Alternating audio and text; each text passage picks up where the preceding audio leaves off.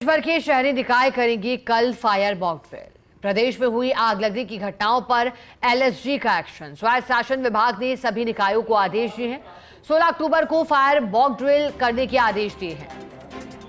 Mock drill कार्यवाही की report भी भेजनी होगी विभाग को।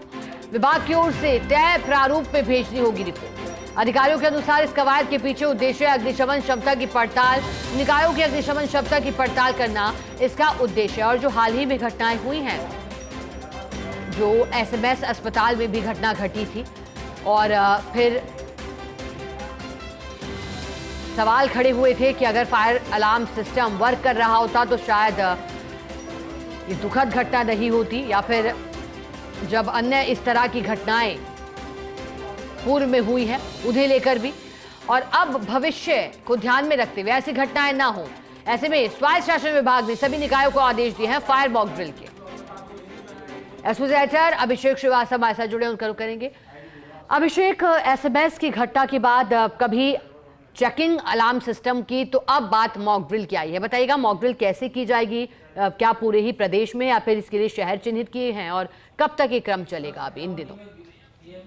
देखिए शिखा, पहले एसएमएस अस्पताल के ट्रॉमा सेंटर में घटना आग लगने की घटना हुई थी। उसके बाद पिछले दिनों जैसलमेर में की जो बस है उसमें आग लगी। उस दौरान भी जो संबंधित निकाय की अग्निशमन वाहन थे वो आग बुझाने पहुंचे थे। तो ये जो घटनाएं हो रही हैं, और खासकर जो अब दिवाली का त्योहार है जिसमें पटाखे जलाए जाते हैं, आतिशबाजी की जाती है, तो उसको लेकर भी जो है आग लगने की घटनाएं सामने आती है दिवाली के दौरान भी। तो इन सब चीजों को देखते हुए स्वायत्त शासन विभाग ने सभी निकायों को ये निर्देश दिए हैं कि कल सभी निकाय, मतलब पूरे प्रदेश भर के जितने भी शहर हैं उनके जो निकाय हैं वो कल पूरे प्रदेश भर में कल मॉक ड्रिल करेंगे। मॉक ड्रिल इस बात की होगी कि उनकी जो अग्निशमन क्षमता है, निकायों के पास अग्निशमन जो संसाधन है, जो वाहन है, जो उपकरण है, वो कितने कारगर है, उसकी चेकिंग के लिए कल पूरे प्रदेश भर में मॉक ड्रिल की जाएगी। और ये देखा जाएगा कि अगर जब आग लगती है, कोई इमरजेंसी होती है, तो किस तरह से एक्शन